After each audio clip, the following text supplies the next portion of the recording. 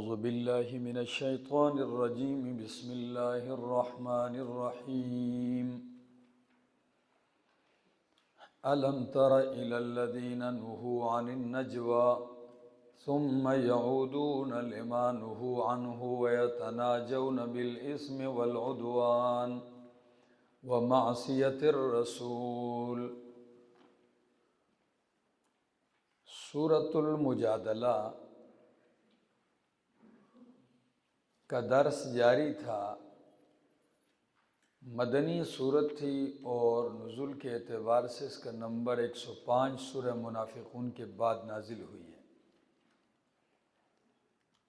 اس کا دعویٰ ترغیب الی الانفاق تھا اور جہاد، ٹھیک ہے جی۔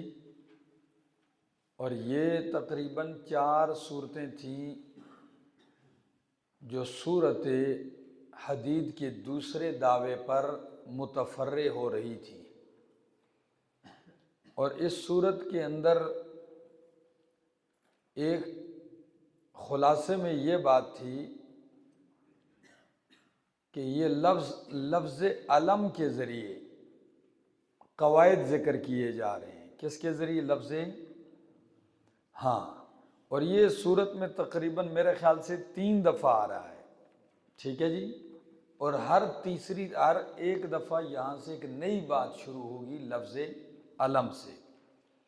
جس طرح ابھی آج کے درس کا آغاز ہے علم تر الی الذین نہوا، تو یہاں سے دوسری مرتبہ یہ لفظ علم آ رہا ہے، اور اس دوسری مرتبہ لفظ علم سے یہاں غلط قسم کی جرگوں سے منع کیا جا رہا ہے۔ کس سے منع کیا جائے گا؟ کہ دنیا میں تو لوگ جرگے بہت کرتے ہیں، لیکن جرگہ جو غلط ہو، برائی کا ہو، معصیت پیغمبر کی میٹنگ ہو رہی ہے، تو پھر ایسا جرگہ اور ایسی میٹنگ اس کی ممانعت ہے۔ اور منافقین کا تو کام ہی یہ تھا، ہر وقت اس قسم کی میٹنگیں کرتے تھے اور سرگوشیاں کرتے تھے۔ ادھر 2-4 اکٹھے ہو گئے، ادھر 2 اکٹھے ہو گئے۔ ایک تو میٹنگ اور دوسرا مسلمانوں کو پریشان کرنا مقصد تھا، ٹھیک ہے نا، تاکہ مسلمان پریشانی میں رہیں کہ بھئی کوئی نہ کوئی آفت ٹوٹنے والی، اللہ خیر کرے، کوئی 2 3 الگ ہو رہے ہیں۔ تو اللہ رب العزت نے اس علم کے اندر، اس علم کے بعد ان تمام قسم کی میٹنگوں پر پابندی لگا دی اور انہیں منع قرار دیا۔ ایسی میٹنگ، ایسی سرگوشی جو خیر کے لیے ہو، دین کی سربلندی کے لیے ہو، اشاعت التوحید کے لیے ہو کہ توحید کیسے پھیلے، سنت کی اشاعت کے لیے ہو، سنت کیسے پھیلے، یہ جائز ہے۔ آؤ، الم تر الی الذین نہوا عن النجوی، کیا تو نے نہیں دیکھا ان لوگوں کی طرف جن کو منع کیا گیا عن النجوی، سرگوشیوں سے، ثم یعودون لما نہوا عنہ، پھر وہ لوٹ کے آتے ہیں اسی کی طرف جس سے ان کو منع کیا گیا، وَيَتَنَاجَوْنَ بِالْإِثْمِ وَالْعُدْوَانِ، اور وہ جرگہ کرتے ہیں بالاسم والعدوان، گناہ کے ساتھ، گناہ کا، والعدوان، اور زیادتی کا، ومعصیت الرسول، اور رسول کی نافرمانی کا، وَإِذَا جَاءُوكَ، دوسری خباثت منافقین کی، یہود کی، منافقین کی، ٹھیک ہے نا، وَإِذَا جَاءُوكَ حَيَّوْكَ بِمَا لَمْ يُحَيِّكَ بِهِ اللَّهُ، جب آتے ہیں آپ کے پاس تو حَيَّوْكَ، آپ کو دعا دیتے ہیں، بِمَا، ایسے کلمے کے ساتھ، لَمْ يُحَيِّكَ بِهِ اللَّهُ، کہ اللہ نے اس کلمے کے ساتھ آپ کو دعا نہیں دی، وَيَقُولُونَ، اور کہتے ہیں اپنے دلوں میں، لَوْلَا يُعَذِّبُنَا اللَّهُ، کیوں ہمیں اللہ عذاب نہیں دیتا، بِمَا نَقُولُ، اس پر جو ہم کہتے ہیں حسبہم جہنم، کافی ہے ان کے لیے جہنم، یصلونہا داخل ہوں گے اس میں، فبئس المصیر پس بہت ہی بری ہے جگہ پلٹ کر جانے کی۔ اللہ کے پاک پیغمبر صلی اللہ علیہ وسلم کی محفل میں آتے اور السلام علیکم کی بجائے کیا کہتے؟ السلام علیکم۔ سمجھ آ گئی؟ تو اللہ نے تو آپ کو ان لفظوں سے دعا نہیں دی۔ حیو کا معنی کیا ہوتا ہے؟ زندگی کی دعا دینا۔ مراد اس سے کیا کہنا ہے؟ سلام کا وہ کلمہ کہنا جو مقرر کیا گیا تھا۔ تو اللہ نے جو مقرر کیا اس کے ذریعے آپ کو تحیہ پیش نہیں کرتے، سلام اس طریقے سے پیش نہیں کرتے، السلام علیکم کہتے ہیں۔ بلکہ ایک دفعہ تو ام المومنین حضرت عائشہ رضی اللہ تعالیٰ عنہ کی محفل میں ایک شخص آیا کہنے السلام علیکم، وہ کہنے ہے، وہ فوراً جلال میں آئی کہنے لگی علیک السلام، تجھ پہ موت ہو، تیرے باپ پہ ہو، 2-3 یاد کر دی۔ نبی علیہ السلام نے فرمایا عائشہ کیا ہو گیا؟ فرمایا اللہ کے پاک پیغمبر صلی اللہ علیہ وسلم کیا آپ نے سنا نہیں اس نے کیا کہا ہے؟ فرمایا عائشہ تو آپ نے نہیں سنا، میں نے جواب میں کیا کہا ہے؟ جب اس نے کہا السلام علیکہ تو میں نے بھی کہا وعلیک۔ کیا کہا؟ وعلیک۔ بخاری کے اندر بھی یہ الفاظ آپ کو ملیں گے، ٹھیک ہے نا، کہ اگر ایسے قسم کے الفاظ سے کوئی سلام کرے گا یا خاص کر غیر مسلم آپ کو السلام علیکم کہے تو آپ کیا کہیں صرف اس کو؟ وعلیک، ٹھیک ہے نا۔ یعنی تجھ پر بھی، اب تجھ پر کیا؟ جس کا تو مستحق ہے، سمجھ آ گئی؟ یعنی علیک ما علیک، تجھ پر وہی جس کا تو مستحق ہے۔ تو یہ ان کی خباثت کا ذکر ہے، لفظ پہ غور کرو۔ فرمایا وَإِذَا جَاءُوكَ، اور جب آتے ہیں آپ کے ساتھ تو حَيَّوْكَ بِمَا لَمْ يُحَيِّكَ بِهِ اللَّهُ، دعا دیتے ہیں آپ کو بما، ایسے کلمے کے ساتھ، لم يحييك به اللہ، کہ دعا نہیں دی اس کے ذریعے آپ کو اللہ نے، یعنی وہ اللہ نے آپ کے لیے مقرر نہیں کیا۔ وَيَقُولُونَ، اور خباثت کی انتہا کہ دیکھو اگر یہ پیغمبر سچا ہوتا تو ہم دیکھو ایک دوسرے سے کہتے دیکھو ابھی کتنی سخت بات کے کیا کیا آئے، تو اللہ ہمیں عذاب کیوں نہیں دیتا؟ اپنے اندر خباثت کے اندر ڈوبے ہوئے ہیں۔ کہتے ہیں وَيَقُولُونَ، اور کہتے ہیں فی انفسہم، اپنے دلوں میں، لولا يعذبنا اللہ، کیوں اللہ ہمیں عذاب نہیں دیتا؟ یعنی اگر یہ رسول سچا ہوتا تو اس قسم کا جملہ کہنے کے فوراً بعد کیا آ جاتا؟ تو اللہ فرماتے ہیں اللہ فرماتے ہیں حسبہم جہنم، ان کے لیے جہنم ہی کیا ہے؟ ہاں تمہارا ٹھکانہ وہی ہے، پکا پکا۔ فبئس المصیر، پس بہت ہی برا ہے، بری ہے جگہ پلٹ کر جانے کی۔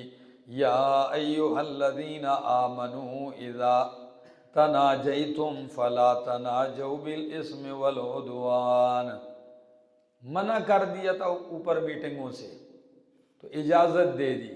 کون سی میٹنگ، کون سی سرگوشی؟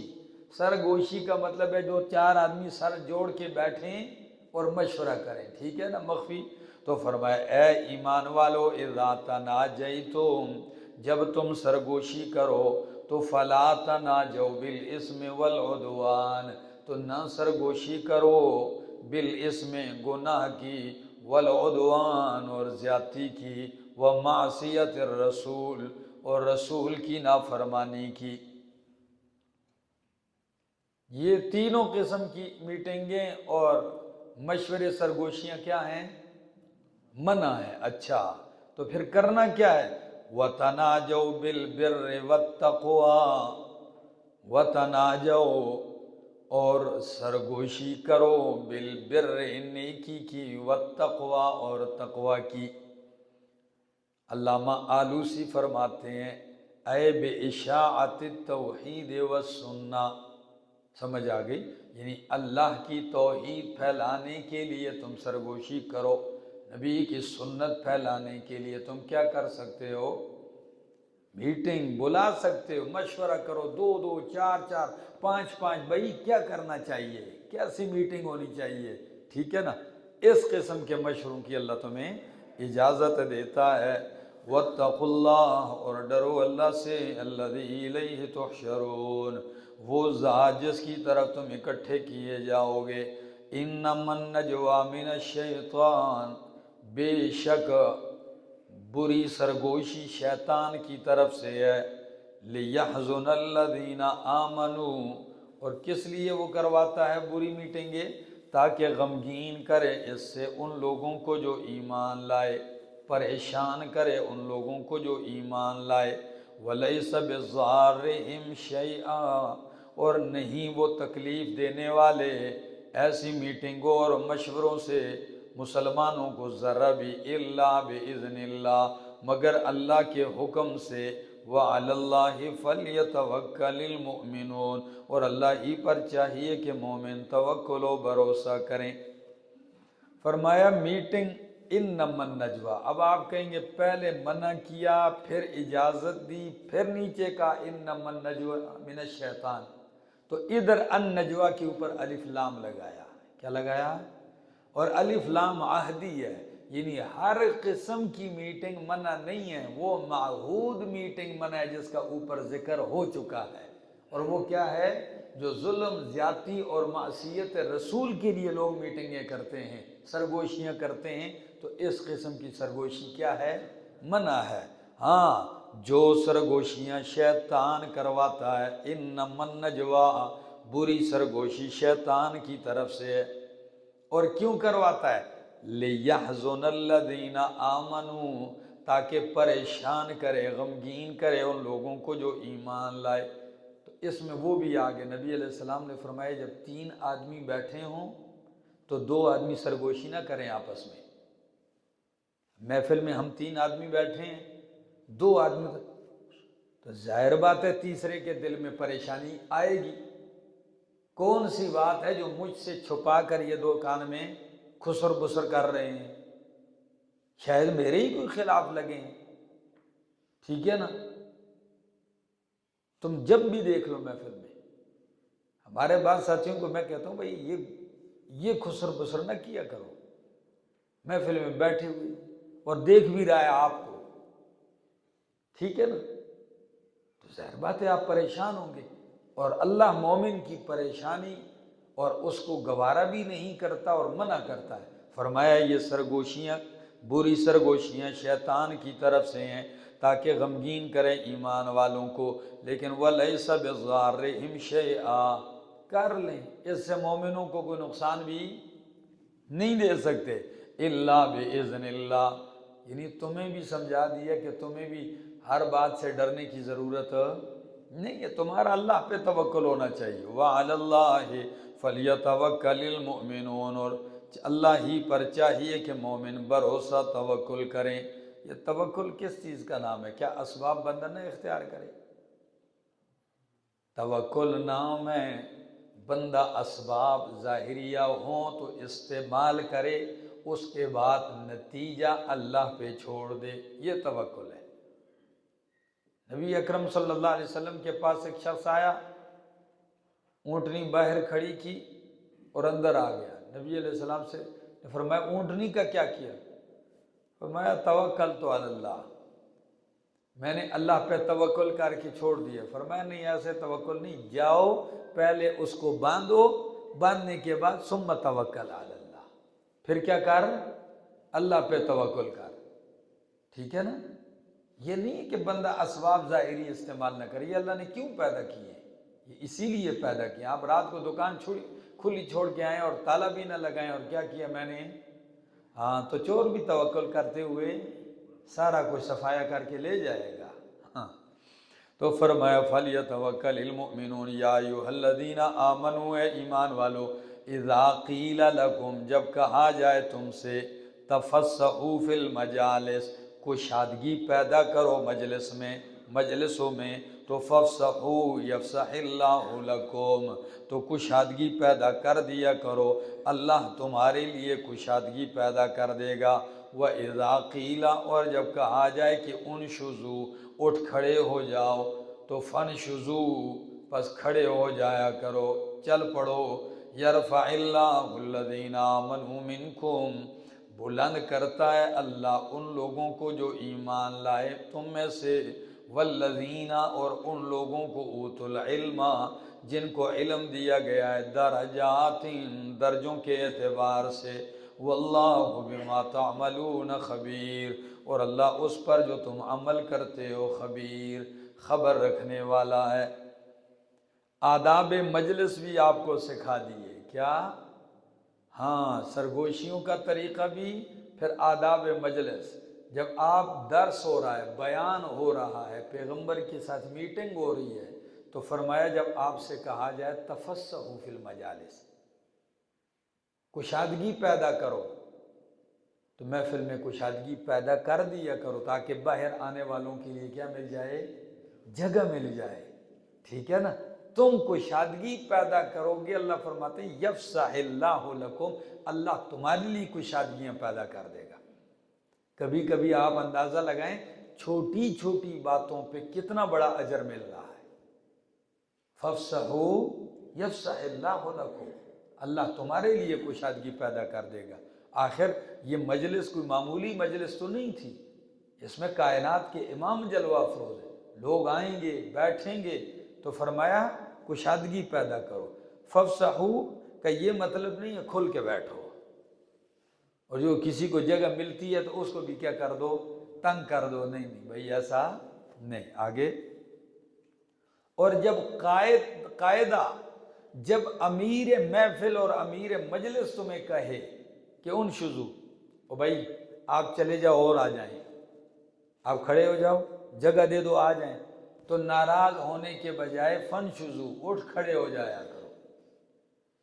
سمجھ آ گئی؟ اٹھ کھڑے ہو جایا کرو، اس میں تمہاری توہین، یہ آداب سکھائے جا رہے ہیں۔ فرمائے یرفع اللہ الذین آمنوا منکم، بلند کرتا ہے اللہ ان لوگوں کو جو ایمان لائے، والذین، اور ان لوگوں کو جن کو علم دیا گیا، درجات، کس کے اعتبار سے؟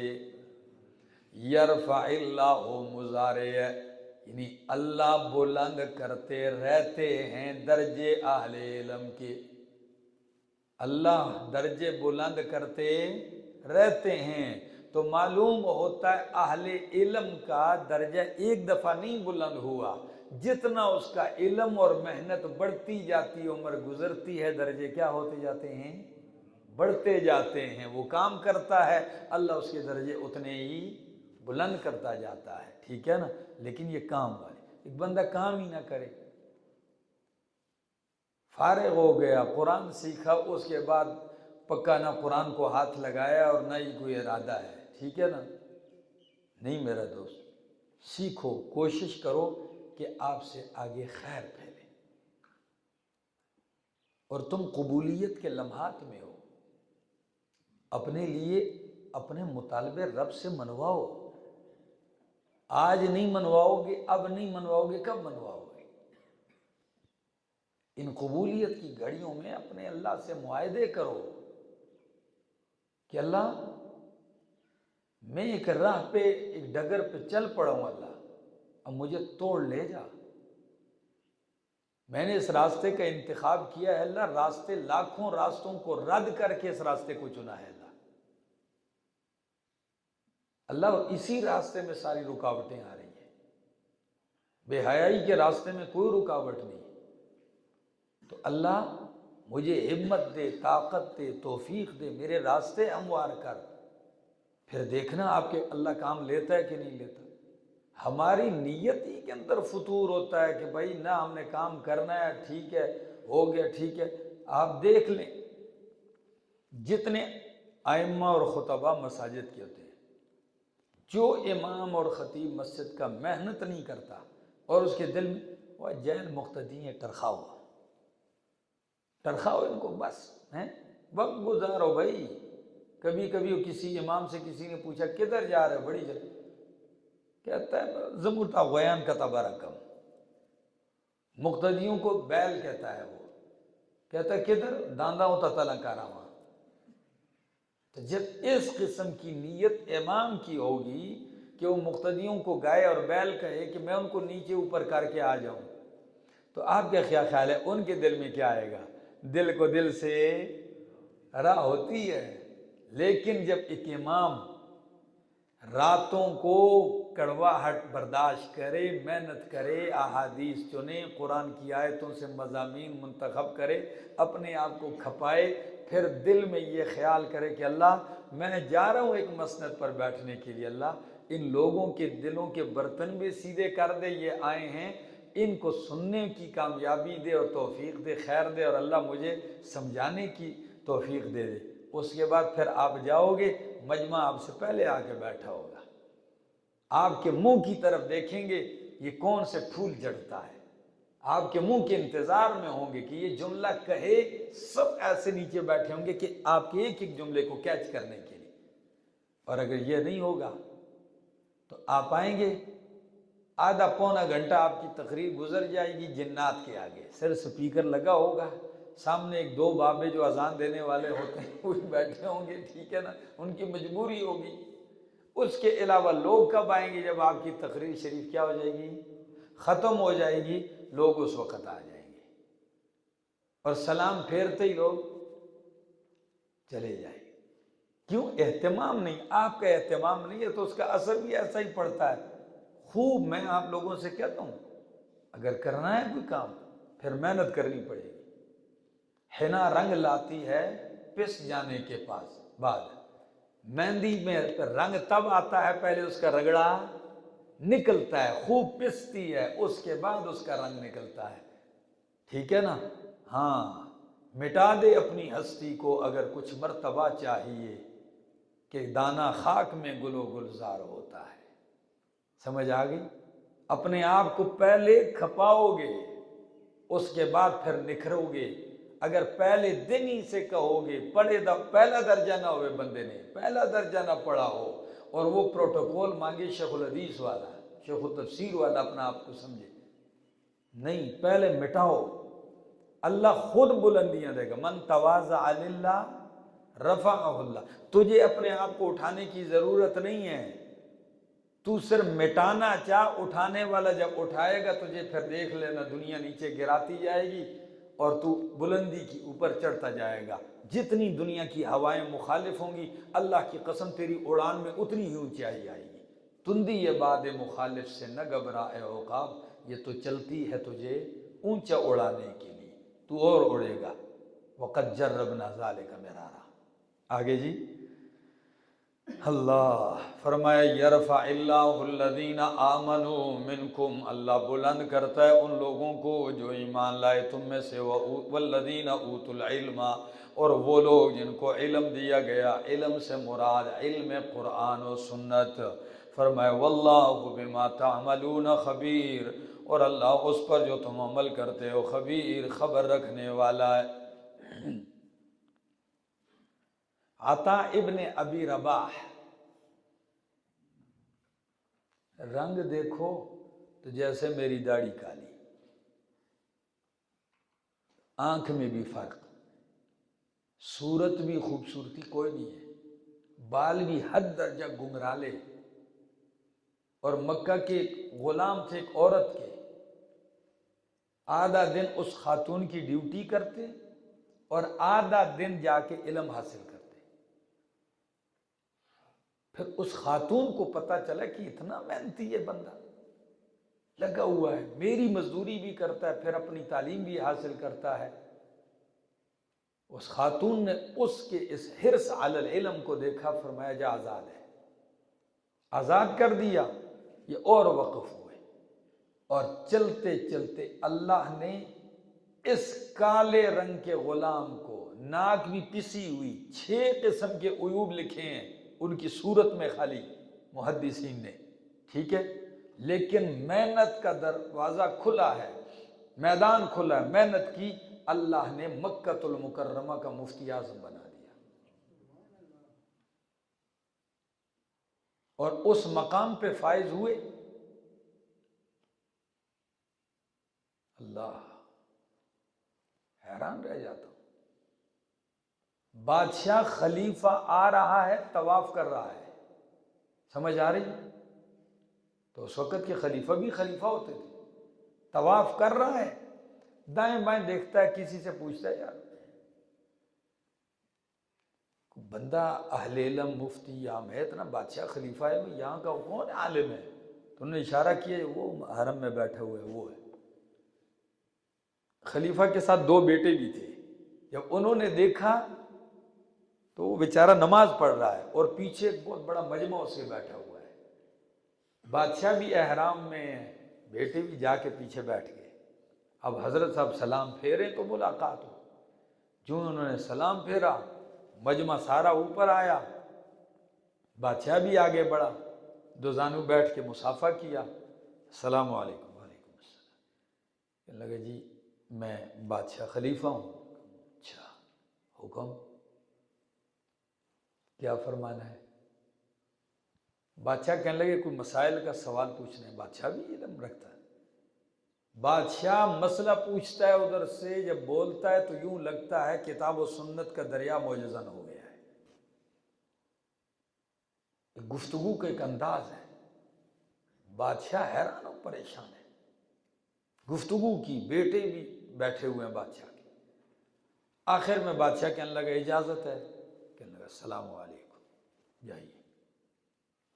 جب وہ اٹھ کے جانے لگے، اللہ، تھوڑا سا آگے گئے یہ سائی کی طرف، مطاف کے بعد سائی کی طرف جب گئے تو بادشاہ کے بیٹوں کو برداشت نہیں ہوا، کہنے لگے ابو جی اس کالے شخص کو نہیں دیکھا، کالا سیاہ، آنکھیں بھی ایسی، پاؤں میں بھی لنگڑا پن ہے، ایک وجود کا آدھا حصہ بھی کام نہیں کرتا، ناک بھی ایسی ہے، اس نے تو آپ کو گھاس بھی نہیں ڈالا کہ بھئی آخر بادشاہ آیا ہوا ہے، اتنا بڑا آدمی ہے۔ بادشاہ بیٹوں سے متوجہ ہو کے بیٹوں سے کہتا ہے بیٹو وَمَعَ ذَلِكَ، بال، آنکھیں، رنگ تو تم نے بتا دیے، ان کے ساتھ ایک اور بھی بتاؤں کہ یہ کون ہے؟ کہا جی ابو اور کیا ہے؟ فرمایا ہے بھی عورت کا آزاد کردہ غلام۔ کہا اچھا یہ بھی ہے، تو پھر اتنا؟ فرمایا بیٹو علم وہ دولت ہے، علم وہ مرتبہ ہے کہ غلاموں کو بادشاہ کے برابر لا کے کھڑا کر دیتا ہے۔ بیٹا یہ اگرچہ غلام ہے لیکن یہ قرآن کا، سنت کا اتنا بڑا عالم ہے کہ تمہارا باپ بادشاہ ہونے کے باوجود اس کالے غلام کا بھی غلام ہے، تمہارا باپ غلام کا بھی کیا ہے؟ غلام ہے۔ مرتبے ملتے ہیں، کیوں نہیں ملتے؟ لیکن ہم محنت ہی نہیں کرتے، تھکتے ہی نہیں ہیں، کوشش ہی نہیں ہے، اس کھوپڑی کا دماغ کب کا یہ کیڑوں کی کام آئے گا؟ اس کو کھلانا ہے، یا یہ سیل پیک ہی رہے گا، کھل نہ جائے کہیں، ہیں؟ نہیں، اس کو جتنا استعمال کرو۔ میں بار بار تم سے کہتا ہوں لینا ہے، اللہ نے کام، اللہ جو مر چکے ہیں وہ مر چکے ہیں، ان میں سے اللہ دوبارہ کوئی زندہ کر کے ادھر نہیں لائے گا لوگوں کی رہبری اور قیادت کے لیے، یاد رکھیے تم ہی میں سے چنے گا، کوئی باہر سے نئی مخلوق لا کے اللہ نہیں اس عالم کی اصلاح کرے گا، تم ہی میں سے چنے گا۔ تو کسی کو چنے گا تو آپ اپنے آپ کو کیوں نہیں منظور کروا لیتے ہو اللہ کہ کسی سے تو کام لے گا تو مجھ سے لے لے، کوئی نااہل ہوگا اس کو اہل بنائے گا، کوئی نالائق ہوگا اس کو لائق بنائے گا، اللہ تو میں مطالبہ جو کر رہا ہوں پھر میرے مطالبے کو تسلیم کر لے، اللہ مجھ سے کام لے، کرنا چاہتا ہوں اس میدان میں کام، نکلو پھر دیکھنا، آپ یاد رکھنا۔ آگے ابھی رباح، آگے جی یا ایھا الذین آمنوا، اے ایمان والو، اذا ناجیتم الرسول فقدموا بین یدی نجواکم، دل کہتا ہے بہت کچھ باتیں کروں آپ سے، آخری دن ہے، ویسے ہی میرے دل میں آیا، میں نے کہا کچھ اپنے طلباء سے باتیں میری ہو جائیں، ٹھیک ہے نا، درس کے علاوہ میرا دل کرتا ہے، لیکن مصروفیت کی وجہ سے نہ آپ کو ٹائم دے سکتا ہوں، نہ آپ کے ساتھ تنہائی میں ایسے نجی محفل میں بیٹھنے کا بہت کچھ کہنے کو جی چاہتا ہے۔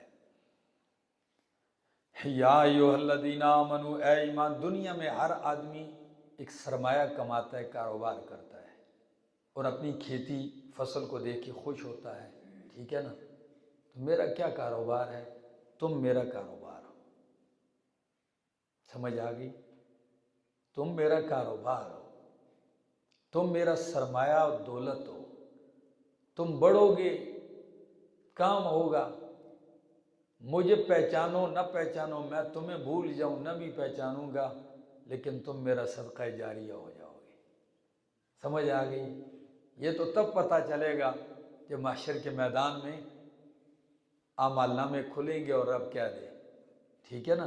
یہ سودا کبھی گھاٹے کا نہیں رہا ہے، یہ بہت بڑی تجارت ہے۔ فرمایا یرجون تجارتا لن تبور، کوئی گھاٹا نہیں ہے، بڑھو، صرف عہد کر لو کہ میں نے کام کرنا ہے۔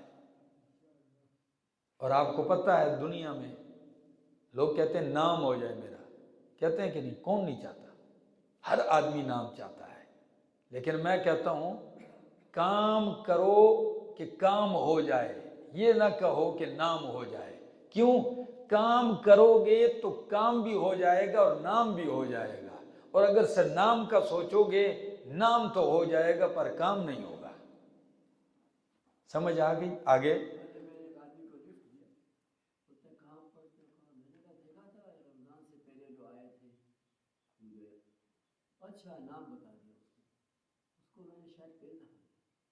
دیکھیں ایسا ہے۔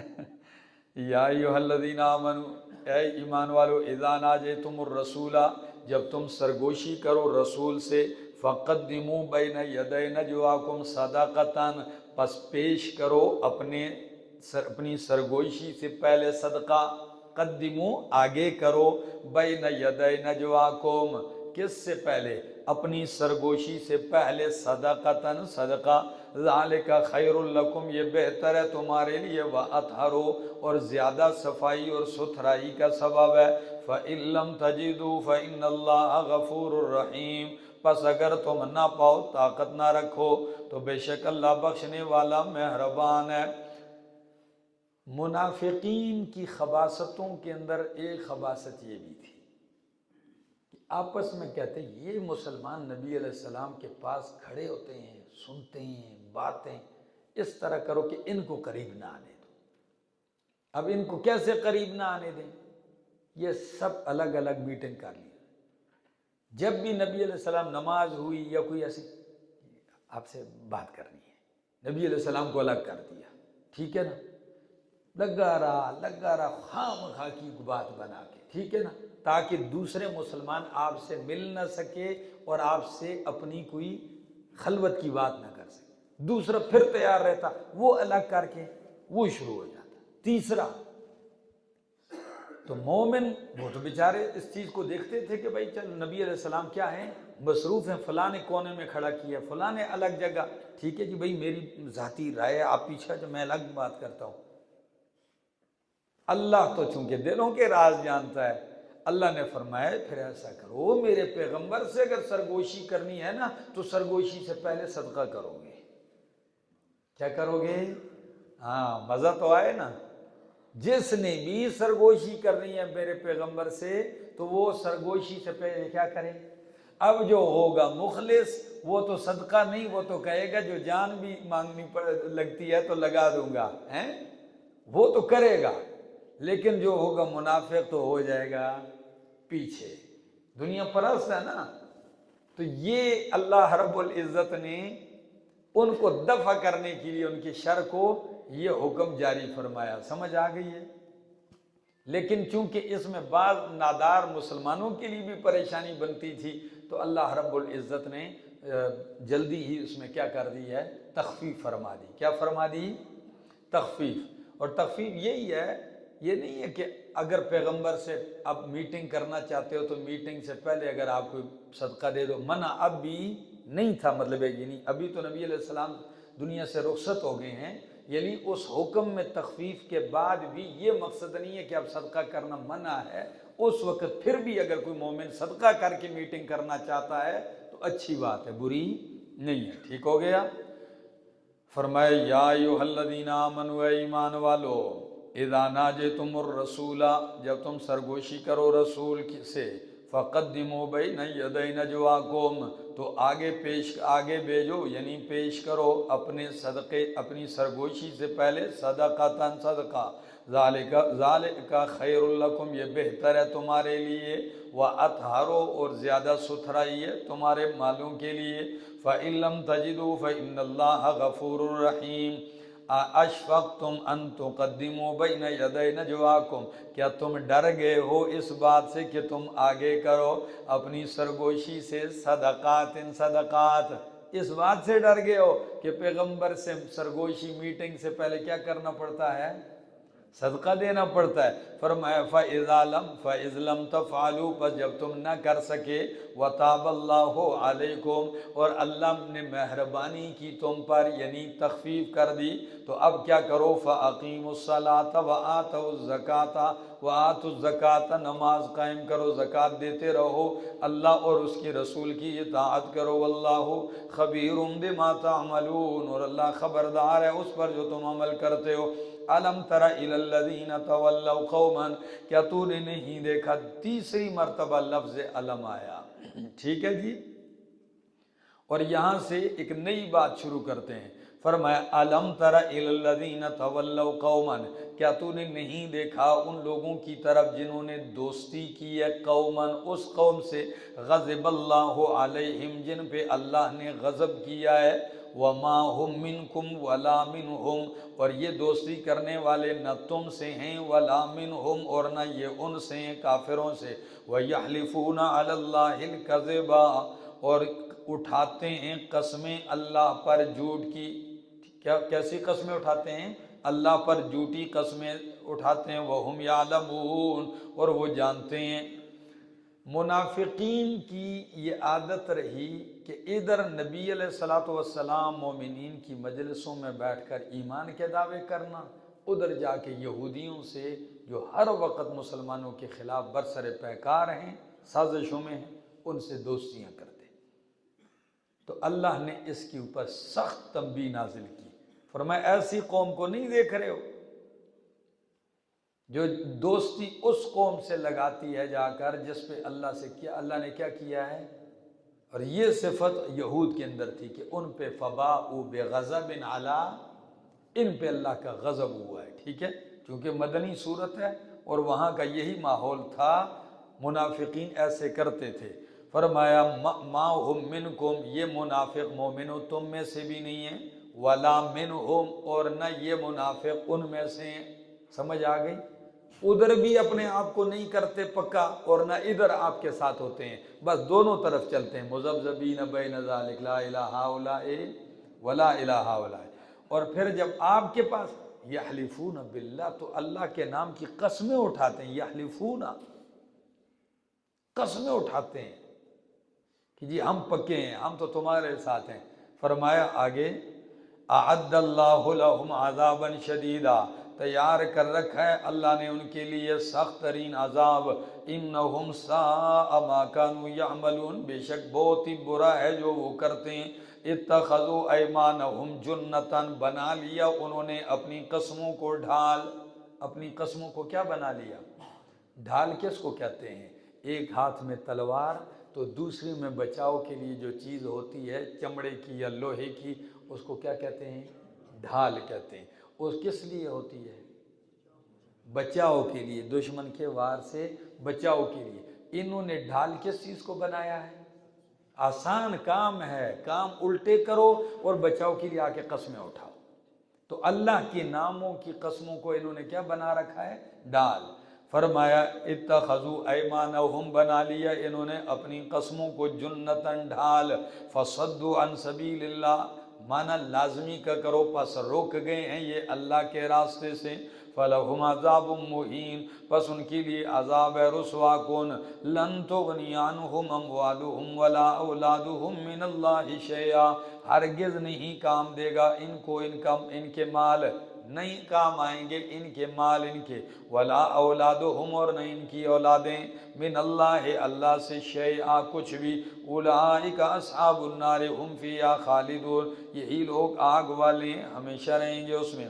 یوم یبعثہم اللہ جمیعا، جس دن اللہ اٹھائے گا ان کو سب کو۔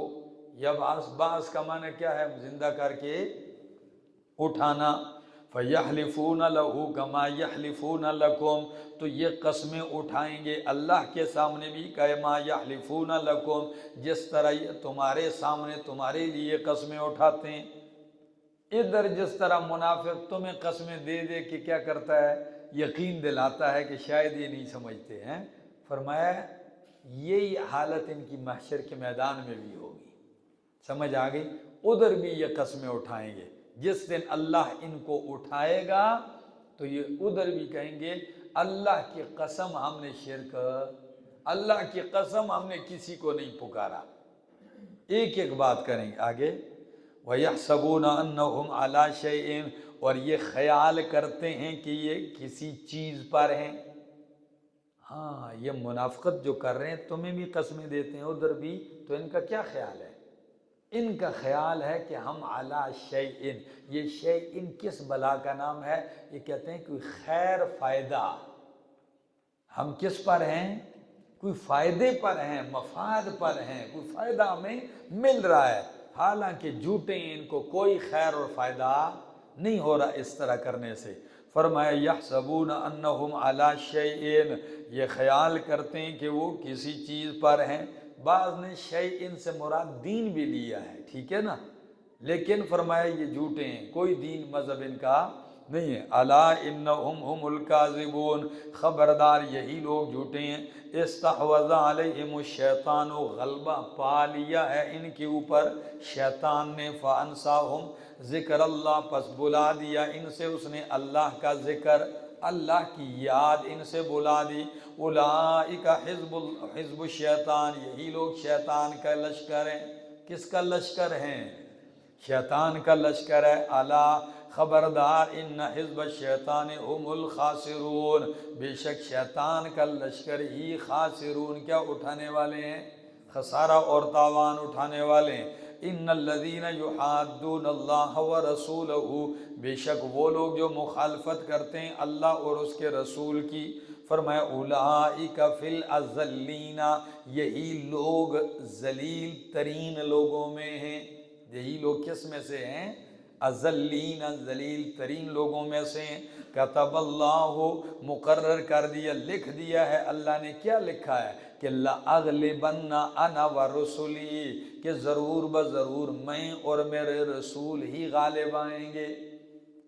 جتنی بھی میٹنگیں کرو، جو کچھ مرضی ہے کرو، دوستیاں لگاؤ کافروں سے، سازشیں کرو، اللہ نے لکھ دیا کہ غالب میں اور میرے رسول ہی آئیں گے، ٹھیک ہے نا۔ فرمایا ان اللہ قوی عزیز، بے شک اللہ قوت والا ہے، غلبے والا ہے، زبردست ہے۔ لا تجد قوما یؤمنون باللہ، منافق کی مثال تو آپ نے دیکھی، حالت اور کیفیت۔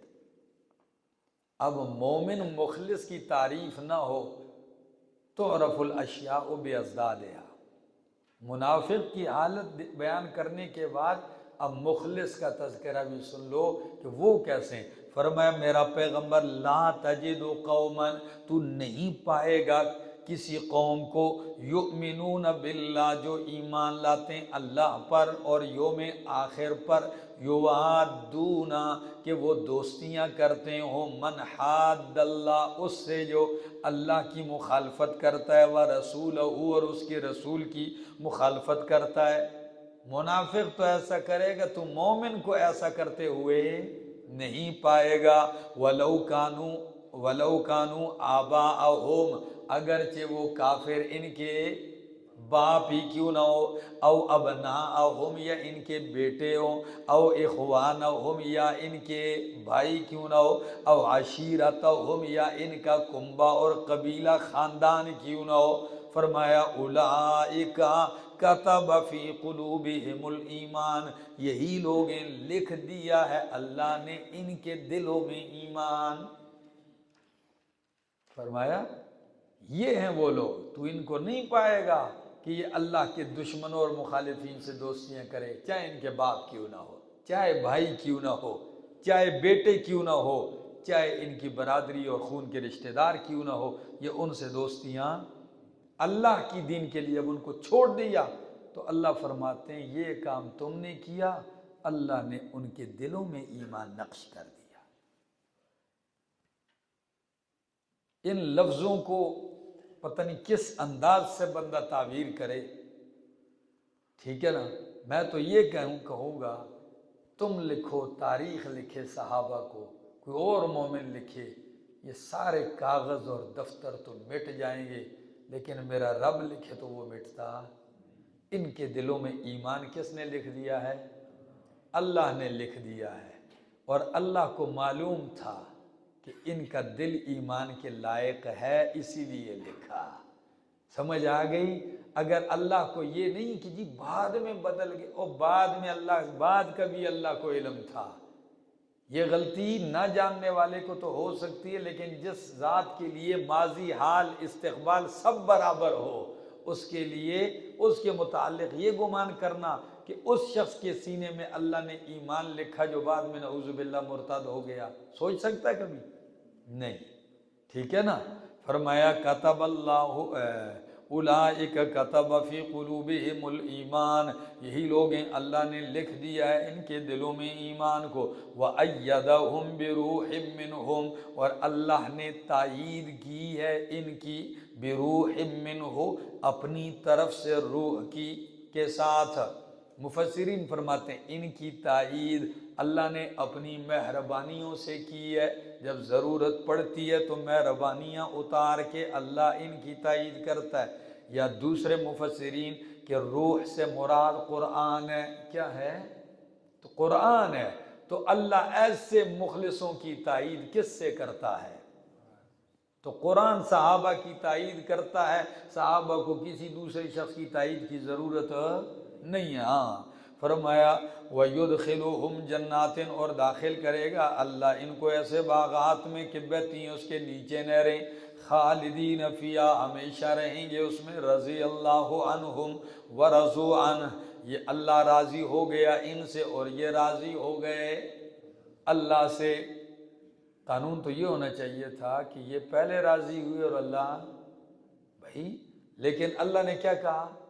اللہ پہلے راضی ہوا، اور یہ ہاں اللہ نے اپنی رضا پہلے ذکر کی۔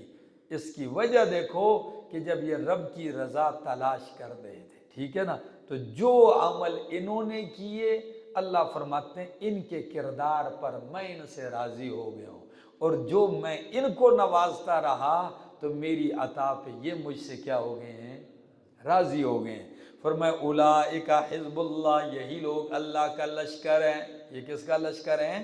یہی لوگ اللہ کا لشکر ہیں۔ الا ان حزب اللہ ہم المفلحون، خبردار بے شک اللہ ہی کا لشکر، ہم المفلحون، وہی کامیاب ہونے والے ہیں۔ ہاں جی۔